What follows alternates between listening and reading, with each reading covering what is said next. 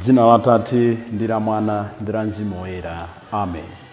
Ndikulandireni abale ndi alongo pano pa Tiyankhuleni Ambuye. Lero ndi loweruka pa 4 June chaka cha 2022. Ndi loweruka lotsiriza la Mulungu wa Pasaka wa 7. Tayenda mtunda wautali. Tikamamvetsera mthenga wa Yohane, Ambuye Yesu adayamba ndi kuwayitana ophunzira ake, bwerani munditsate.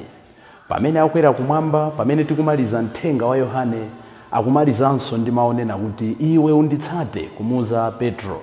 Nthawi zina timatanganidwa ndi kuyang'ana moyo wanzathu pamene ife tasiya kutsata Ambuye.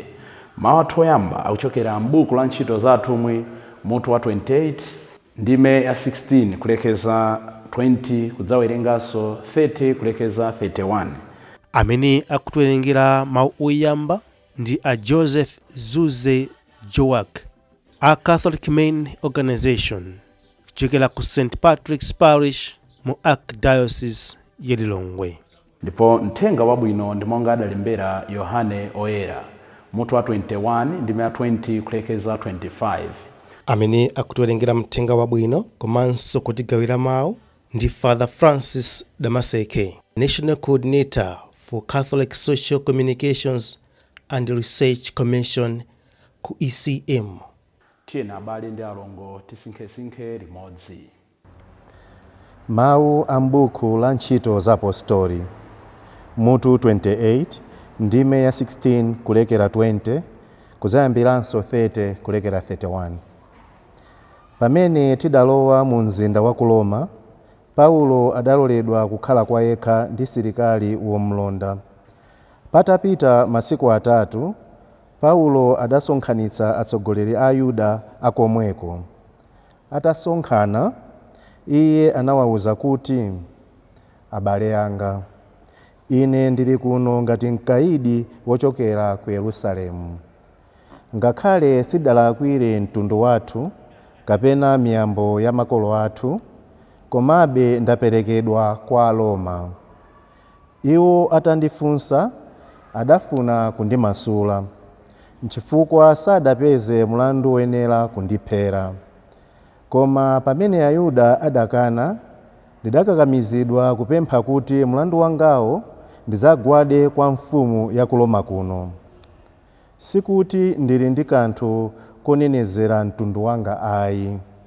Nkuona ndakuyitanani kuti ndilankhule nanu, pakuti ndamangidwa ndi unyolo uwu chifukwa chokhulupirira chinthu chimene Aisraeli akuyembekeza. Tsono Paulo anakhala komweko zaka ziwiri zathunthu m'nyumba yake yobwereka, ndipo ankawalandira bwino lomwe onse obwera kudzamuona. Ankalalika za ufumu wa Mulungu ndi kumaphunzitsa za Ambuye Yesu Khristu poyera, popanda wina aliyense womuletsa. Mawu a Ambuye. Ambuye akhale nanu. Mawu a mthenga wabwino monga adalembera Yohane Oyera. Ulemu kwa inu Ambuye. Mutu wa 21 ndime ya 20 kulekeza 25. Pamenepo Petro adacheuka naona ophunzira uja amene Yesu ankamkonda kwambiri akuwatsatira. Ndiye ophunzira yemwe uja amene adatsamira pa chifuwa cha Yesu pa phwando paja namfunsa kuti, Ambuye, amene adzakuperekani kwa adani anu ndani? Pamene Petro adamuona yeyo adafunsa Yesu kuti, Ambuye, nanga uyu bwanji? Yesu adamuwuza kuti, ngati ndikufuna kuti iyeyu akhalebe mpaka nditabwereranso, kodi iwe uli nazo kanthu? Iweyo unditsate. Tsono mbiri idamveka pakati pa abale kuti ophunzira nzawoyo sadzafa. Komatu Yesu sadamuwuze kuti sadzafa ayi, koma adati, ngati ndikufuna kuti iyeyo akhalebe mpaka nditabweranso, kodi iwe uli nazo kanthu? Ameneyo ndiye ophunzira uja amene akuchitira umboni zimene adaziona, ndipo ndiye amene adazilemba ndi kudziwa kuti umboni wakewo ngoona. Riteke.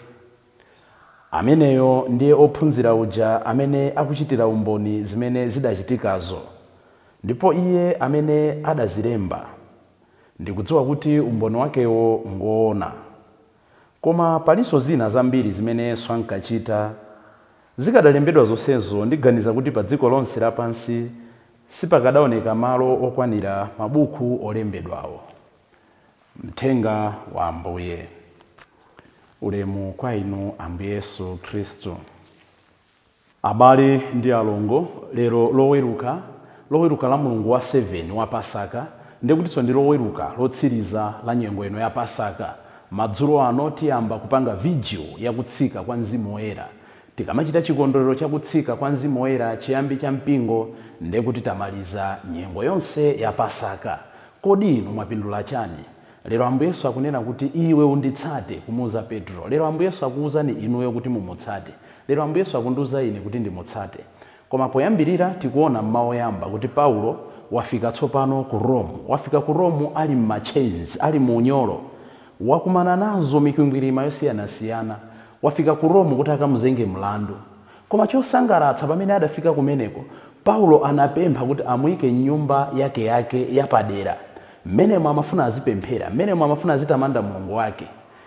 Pempho lake linavomerezedwa. Choncho Paulo anapanga yekha rent nyumba. Amakhala nyumba yoti nditi ntchito take ting'ono timene anali kugwira mbuyo amakwanitsa kumalipira. Akutiphunzitsa chani Paulo? Mmene anali yekha nyumba mmenemu, of course anampatsa msilikali kuti azimulondera. Tamva kuti ali nyumba mmenemo, anthu ena amabwera, iye nkumalandira bwino. Akati kuwalandira bwino kutanthauza kuti amapatsa chakudya, amapatsa ena pogona. Zinali nzika za Chiyuda zimene zinali ku Yerusalemu. Ngakhale pakati pa mavuto tisatope kumathandiza ena, tisatope kuwafunira ena zabwino. Koma koposaposa tamaliza mawu wankunena kuti Paulo ankalalikirabe, Paulo ankalimbikitsabe. Ena tikakhala pa mavuto, matenda, usiwa, kuti zinthu sizikutiyendera, aliyense akukamba za ife zosakhala zabwino, timasiya kupemphera, timasiya kutamanda Mulungu, timasiya kulimbikitsa ena, timasiya kuonetsa nkhope yachimwemwe. Ayi, amene ali mwa ife amafuna tizikhala okondwa. Koma ndanena kuti timalize nyengo ino ya Pasaka, makamaka masiku apakati pa Mulungu, ndi mawu a Mthenga Wabwino amene Ambuye Yesu akumuuza Petro kuti iwe unditsate. Yohane ophunzira uja amene Ambuye Yesu ankankonda kwambiri. Tikumbukire kuti passage imene tawerenga lero, mawu amene tawerenga lero, akutichoketsa kumene Ambuye Yesu amamfunsa Petro kuti kodi iwe mwana wa Yona umandikondadi? Iwe mwana wa Yona umandikondadi? Nde atamutsimikizira zonsezo, atamuuza kuti ndakukhululukira, weta nkhosa zanga, Petro anayamba kudzimva mona ngati kuti tsopano yeyo waposa wina aliyense, yeyo ndamene adachita zabwino kuposa wina aliyense. Ndezi kumudabwitsa kuti anthu ena akutsatabe Ambuye mwachikondi, ndipo Ambuye akuwalandira mosonyeza kuti kuwapatsa attention. Petro amafuna kuti center of attention akhale yeyo. Ili ndi vuto lathu, ili ndi vuto langa, ili ndi vuto lanu.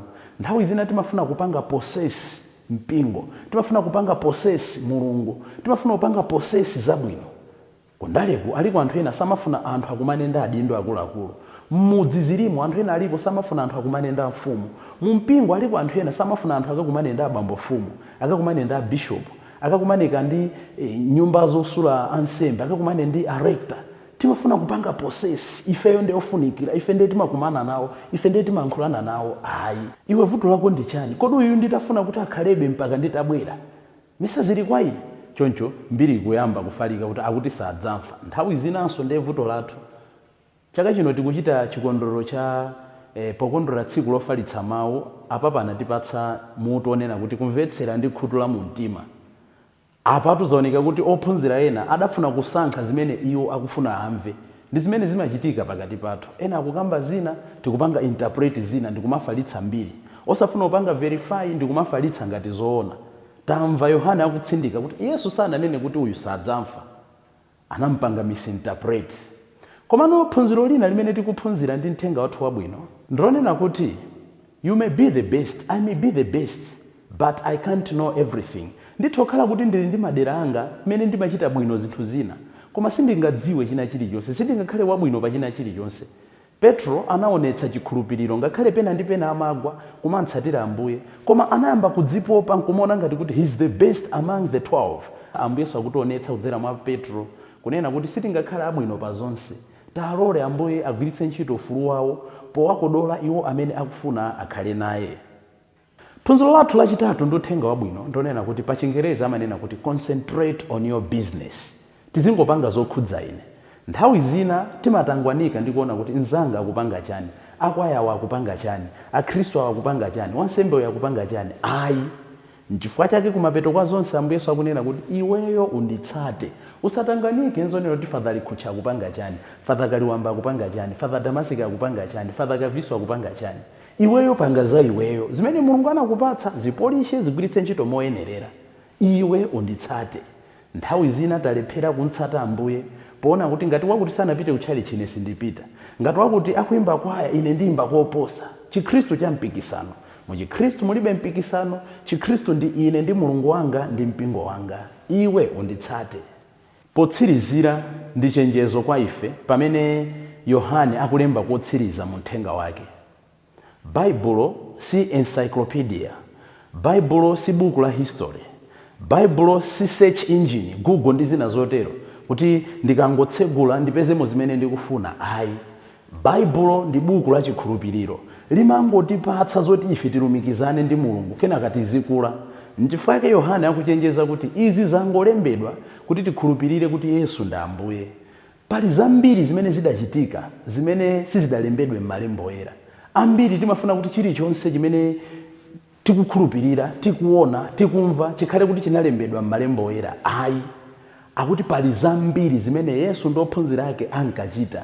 Taona ni makono, kunyozana ndi kunyozana, zimene zizalembedwa kuti zimene makamaka mpingo wathu anthu amautengetsetsa. Mmapanga zakuti tatuzani pamene adalemba. Si zonse zimene Yesu adachita, si zonse zimene ophunzira adachita, si zonse zimene apostolo oyambiriraja ankachita zimene zidalembedwa. Izi zidangolembedwa kuti ife tikhale ndi chikhulupiriro mwa Ambuye Yesu. N'chifukwa chake tsono Ambuye Yesu akunena kuti titamva mawu ake, titalandira masakramenti, titayimba kwaya, titalandira unsembe, titapempheretsa, titatsogolera anzathu muzabwino, titachita ntchito zachifundo, tisaone ngati tafikapo. Every day ndikadzuka maonena kuti iwo nditsate aziyenda mmoto mwanga. Ambuye Yesu akwera kumwamba. Ambuye Yesu madzulo ano kufikira mawa akutitumizira Mzimu Woyera. Afuna atithandize kuti timutsate bwino. Nyengo ya Pasaka imene tikumalizayi tamutsata bwanji Ambuye? Nanga nyengo ya Pachaka imene tizilowa timutsata bwanji Ambuye? Iwe unditsate. Mawu amphamvu, mawu ofunikira, mawu otiperekeza ku moyo osatha. Dzina la Atate ndi la Mwana ndi la Mzimu Woyera. Amen.